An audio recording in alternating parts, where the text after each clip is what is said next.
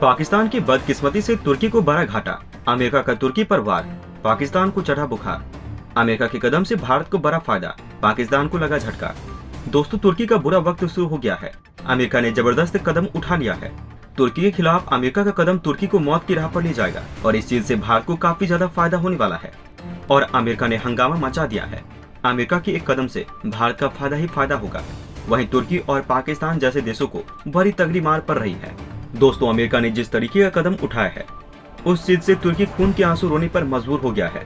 तुर्की पहले ही बर्बादी के कगार पर चल रहा था। अमेरिका ने उसको और पीछे ले जाकर छोड़ दिया है। अमेरिका की वजह से तुर्की की हलक में जान फंसी हुई है।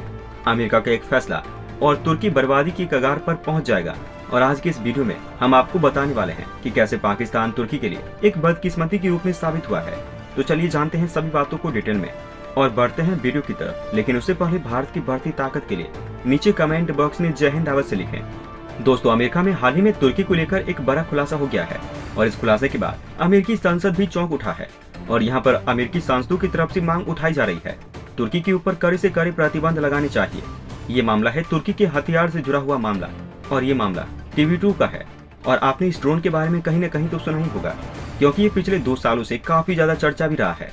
इसके अलावा काफी ज्यादा देशों में इसकी मांग हो रही है, क्योंकि बहुत सफल ड्रोन बनकर ये सामने उभरा है। दोस्तों, तुर्की की सारी कमियां एक तरफ मानते हैं, ये एक बेकार देश है। इसकी अर्थव्यवस्था काफी ज्यादा डूबती हुई चली जा रही है।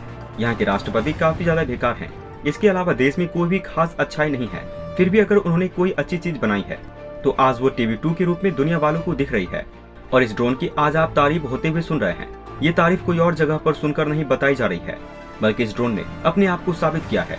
इस ड्रोन ने 2 युद्ध लड़ा है और इस 2 युद्ध में इसने अपने आप को पूरी दुनिया के सामने साबित कर दिया है।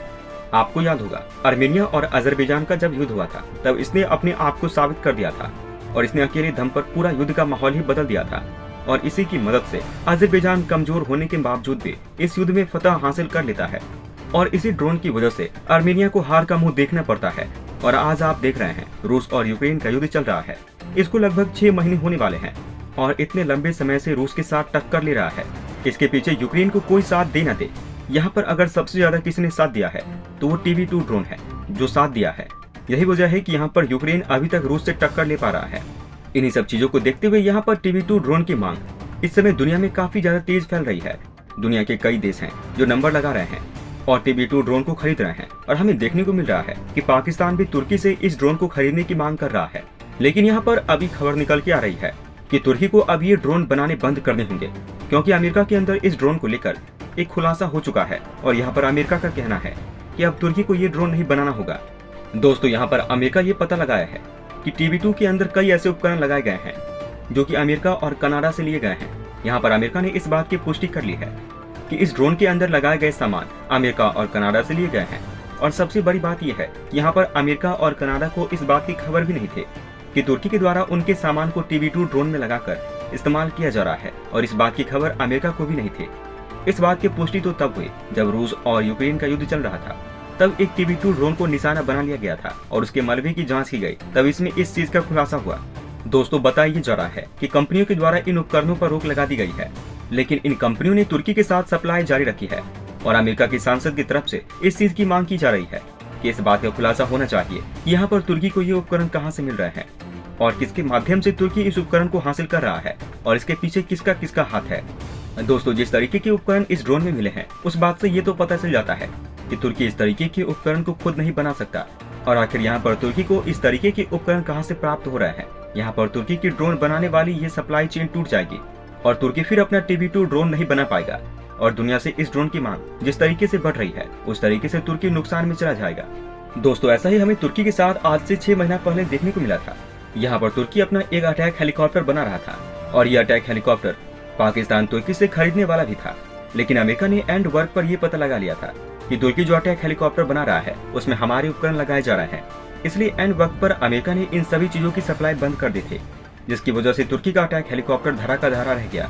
और इसके बाद तुर्की ने कोशिश की कि हेलीकॉप्टर के अंदर रूस का इंजन लगाकर काम चलाया जाए या कोई और देश का, लेकिन सारी की सारी तुर्की की प्लानिंग फेल हो गई है और यहाँ पर तुर्की हेलीकॉप्टर नहीं बना पाया। दोस्तों, अभी हमें यही चीज तुर्की के ड्रोन मार्केट के साथ भी देखने को मिल रही है। तुर्की के ड्रोन की मांग मार्केट में काफी ज्यादा बढ़ रही है, लेकिन अमेरिका ने फिर इस बात का एहसास तुर्की को करा दिया है कि वो बहुत जल्द अपने उपकरणों को बंद करने वाला है। और यहाँ पर तुर्की के ड्रोन मार्केट पर फिर उस तरीके का खतरा मंडरा रहा है जैसा हेलीकॉप्टर मार्केट पर उसके मंडराया था। इस चीज से भारत को काफी ज्यादा फायदा हो जाएगा, क्योंकि पाकिस्तान इस ड्रोन को काफी अधिक संख्या में अपनी सेना में शामिल होने वाला था। लेकिन यहाँ पर अगर अमेरिका की तरफ से इस तरीके का कदम उठा लिया जाता है तो फिर पाकिस्तान तुर्की से इतना आधुनिक ड्रोन नहीं खरीद पाएगा। इसके अलावा पाकिस्तान ने जब तुर्की से हेलीकॉप्टर खरीदने की सोची तब उस समय तुर्की का हेलीकॉप्टर इंडस्ट्रीज ठप हो गया और यहाँ पर अब पाकिस्तान की तुर्की की तरफ बढ़ा है ड्रोन लेने के लिए और पूरा अनुमान लगाया जा रहा है कि यहाँ पर ड्रोन इंडस्ट्री भी तुर्की की ठप हो जाएगी। पाकिस्तान तुर्की के लिए मनहूसियत के रूप में साबित हुआ है। इसको लेकर आपको क्या लगता है? आप अपनी राय हमें नीचे कमेंट बॉक्स में लिखकर अवश्य बताएं। दोस्तों, वहीं दूसरी तरफ चीनी दूतावास ने हवनटोटा बंदरगाह पर चीन के पोत के आवागमन को लेकर श्रीलंकाई अधिकारियों से तत्काल प्रभाव से बैठक बुलाने की मांग की है। सुरक्षा कारणों के मद्देनजर भारत के बढ़ते दबाव के बीच बीते रोज कोलंबो में चीनी दूतावास को लिखे एक पत्र में श्रीलंका के विदेश मंत्रालय ने अनुरोध किया था कि हवनटोटा में चीनी पोत युआन वांग 5 के आगमन की तारीख को इस मामले पर आगे की वार्ता तक टाल दिया जाए। चीन का ये जासूसी पोत हवनटोटा बंदरगाह से भारत के दक्षिणी हिस्से के अधिकांश मिसाइल व सैन्य गतिविधियों के अलावा ढांचागत परियोजनाओं पर करीबी निगरानी करने की क्षमता रखता है। इसके चलते भारत लगातार श्रीलंका पर दबाव बना रहा है कि चीनी पोत के हवनटोटा पहुंचने पर रोक लगाई जाए। प्रस्तावित कार्यक्रम के मुताबिक चीनी अंतरिक्ष और उपग्रह ट्रैकिंग अनुसंधान पोत को 11 से 17 अगस्त तक श्रीलंका के हवनटोटा बंदरगाह पर लंगर डालना है।